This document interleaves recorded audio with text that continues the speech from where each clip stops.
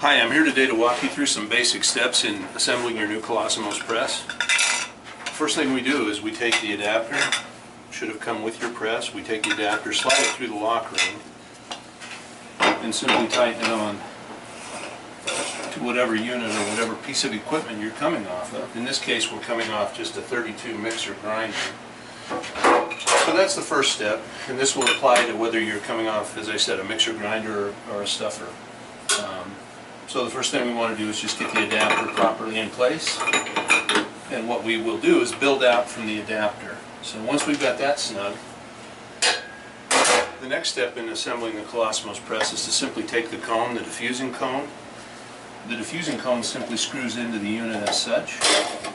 What we like to do is get it in past parallel, and then we like to bring it to parallel, and then we back it off 1, 2, 3 times. This is a very critical step, and you'll see why in just one second. What we're making today are breakfast patties, and so what we will simply do at this point, we will take our patty die, which is the one you see here, secure it into the bottom portion of the housing. From there we will simply bring the bottom up to fit in the seam on the adapter. We'll take the top piece, drop it down on top, and what we've done is made a clamshell, a secure connection with the Colosimo's original press. That's important, critically important, that when you tighten these wing nuts down, a lot of people, what they'll do is they'll think that it's the wing nuts that provide the pressure to hold the unit in place. That's not necessarily so. What we want are these wing nuts basically hand tight. Okay. And then at this stage of the game, what we're going to do to secure the die in the housing is simply take the entire unit, spin it one time, counterclockwise, bring it to level, and that's what secures the die into the housing. At that point, we're basically ready to go. It's just a simple matter of attaching the extrusion ramp. We like to attach it at about a 45-degree angle, maybe a little bit shallower. But you can vary that depending on the product that you're making and the speed at which you want product to run out.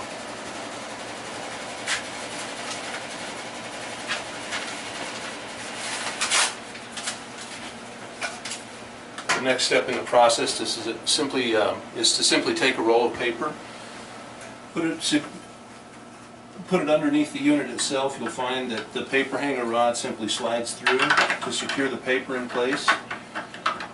Make sure that the two ridges in the paper holder are secured on either side of the bottom part of the press. You'll see what I mean when you put it together. And then essentially what we do is just feed the paper through the slot.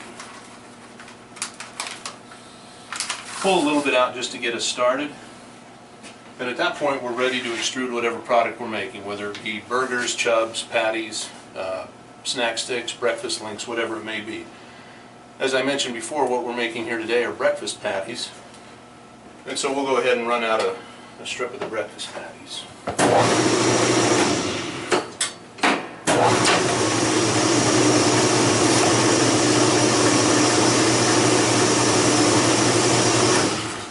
At this point you'll notice that the paper is waxed and lined at 4 inches. We do that for portion control.